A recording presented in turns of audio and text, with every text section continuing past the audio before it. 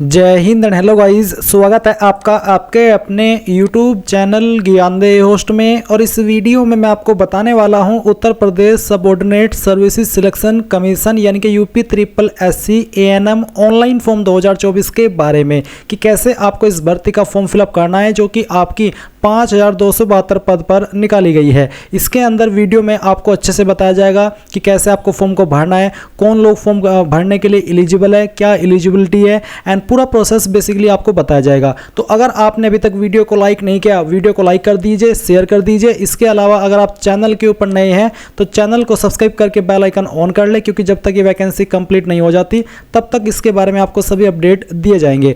उसके बाद में गाइज जो लिंक मैं आपको वीडियो को डिस्क्रिप्शन में दिया हूँ, ये आप ओपन करेंगे। ओपन करने के बाद आपको जानने को मिलेगा फीमेल हेल्थ वर्कर की आपकी पोस्ट है, जिसको आप ANM के भी नाम से जानते हैं। एंड यहाँ पर एज लिमिट 21 से 40 साल के बीच रखी गई है। अभी आपके मन में सवाल है कि इसमें अप्लाई करने के लिए कौन लोग एलिजिबल है और क्या अन्य स्टेट के कैंडिडेट भी अप्लाई कर सकते हैं। तो मैं आपको बता दूं कि हाँ, इसमें कैंडिडेट ऑल इंडिया से अप्लाई कर सकते हैं, बट कंडीशन ये है कि आपने PET 2023 दिया हो। PET यानी कि प्रीलिमिनरी एलिजिबिलिटी टेस्ट, जो कि यूपी गवर्नमेंट ने 2 साल पहले ही शुरू किया है, जिसमें कि कैंडिडेट PET देते हैं, यानी कि एक फॉर्म आता है एवरी ईयर, और वो फॉर्म आपको भर करके उसका एग्ज़ाम देना होता है, जो कि आपका एक क्वालिफाई नेचर का एग्ज़ाम होता है, जो कि आपको क्वालिफाई करना होता है। और जो कैंडिडेट इसको क्वालिफाई कर लेते हैं तो फिर अगले 1 साल के अंदर यूपी ट्रिपल एससी के अंदर जो वैकेंसी निकलती है वो वही कैंडिडेट भर पाते हैं जिन्होंने ये PET एग्ज़ाम क्लियर किया हो। इसलिए मैंने आपको यहाँ पर PET 2023 के बारे में बताया कि ये क्या होता है। एप्लीकेशन फ़ीस यहाँ पर सभी कैटेगरी कैंडिडेट को सिर्फ 25 रुपये ही पे करनी है। फॉर्म आप लोग 28 अक्टूबर से लेकर के 27 नवंबर 2024 तक भर पाएंगे। आप यहां पर देख सकते हैं कि कौन सी कैटेगरी के लिए कितनी वैकेंसी है। और जैसे कि मैंने कहा कि अप्लाई करने के लिए आपका 2023 PET स्कोर कार्ड होना चाहिए, एंड आपने 12वीं पास की हो, और साथ ही साथ आपके पास ANM सर्टिफिकेट हो। इसके अलावा आपका रजिस्ट्रेशन होना चाहिए यूपी नर्सिंग काउंसिल के अंदर। अगर आपके पास ये सभी चीज़ें हैं तो इसका मतलब आप इसमें अप्लाई करने के लिए एलिजिबल हो। अब आप यहाँ पर जान लीजिए कि कैसे आपको अप्लाई करना है। आप यहाँ पर इंपॉर्टेंट लिंक के सेक्शन में आएंगे और अप्लाइंग ऑनलाइन लिंक ओपन करेंगे। आपके सामने ये इंटरफेस आ जाएगा। अगर आप होम पेज पर आ जाते हैं किसी भी कारणवश, तो आप नोटिफिकेशन एडवर्टाइजमेंट के सेक्शन पर क्लिक करके यहाँ पर आ जाइएगा।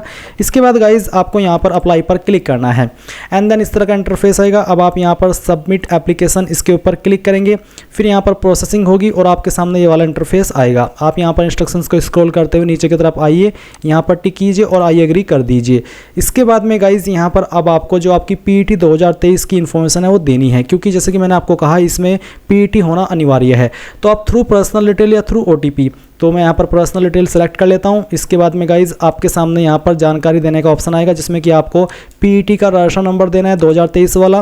फिर डेट ऑफ बर्थ आपने PET के अंदर क्या भरी थी वो डेट ऑफ बर्थ आप सिलेक्ट कर लेंगे। जेंडर आपका क्या है, मेल या फीमेल, वो आप सिलेक्ट करेंगे। फिर क्या आप यूपी के निवासी है, अगर हाँ तो यस, नहीं तो आप नो करेंगे।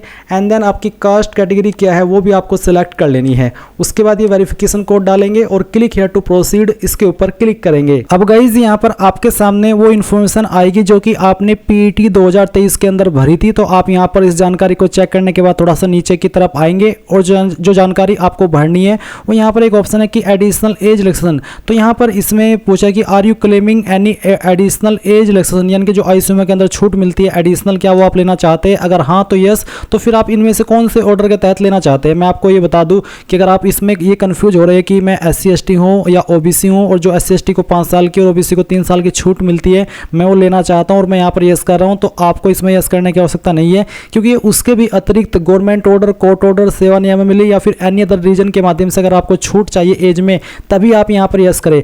अगर आप SC ST OBC है तो आपको जो छूट मिलती है वो तब भी मिलेगी अगर आप इसमें नो करते हैं। तो आप इसमें कंफ्यूज मत होइएगा।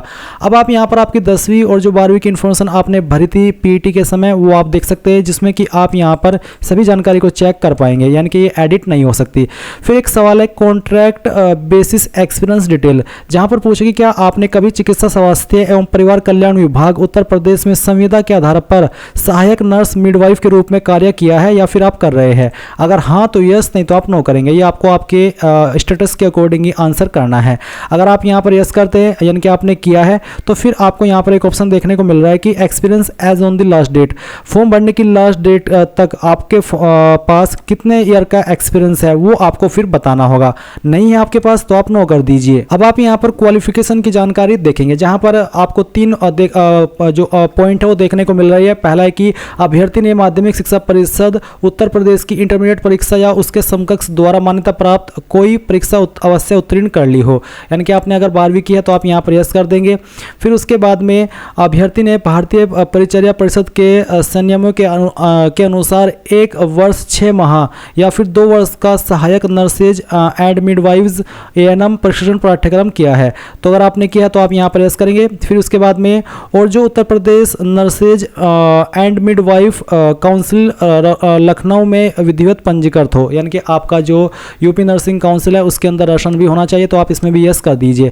अब आपको इनकी इन्फॉर्मेशन भी देनी है, जैसे कि आपने 12वीं में यहाँ पर कौन से बोर्ड से आपकी 12वीं की है उस बोर्ड का नाम आप दे देंगे, किस साल के अंदर पास किया वो साल सेलेक्ट कर लेंगे। फिर सर्टिफिकेट या फिर आपका 12वीं का रोल नंबर आपको देना है, कब आपका सर्टिफिकेट इशू हुआ था वो आप यहाँ पर डेट सेलेक्ट कर लेंगे।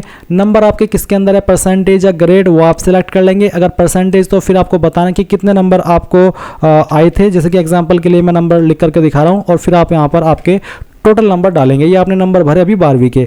उसके बाद में यहाँ पर आपके सामने जो आपका मिडवाइफ का कोर्स है 1.5 साल या 2 साल का, उसके बारे में आपको इन्फॉर्मेशन देनी है। आपने किस इंस्टीट्यूट से किया है उसका नाम आप यहाँ पर डाल देंगे, किस साल के अंदर आपने पास कर लिया था वो साल आप यहाँ पर सेलेक्ट कर लेंगे। फिर सर्टिफिकेट का नंबर देंगे या फिर रोल नंबर देंगे या फिर रजिस्ट्रेशन नंबर देंगे, इनमें से कोई भी आप यहाँ पर दे सकते हैं। कब आपका सर्टिफिकेट जारी हुआ था वो डेट आप सिलेक्ट कर लेंगे, नंबर किसके अंदर है वो आप सेलेक्ट कर लेंगे। फिर ऑब्टेन्ड मार्क्स और टोटल नंबर यहाँ पर डाल देंगे।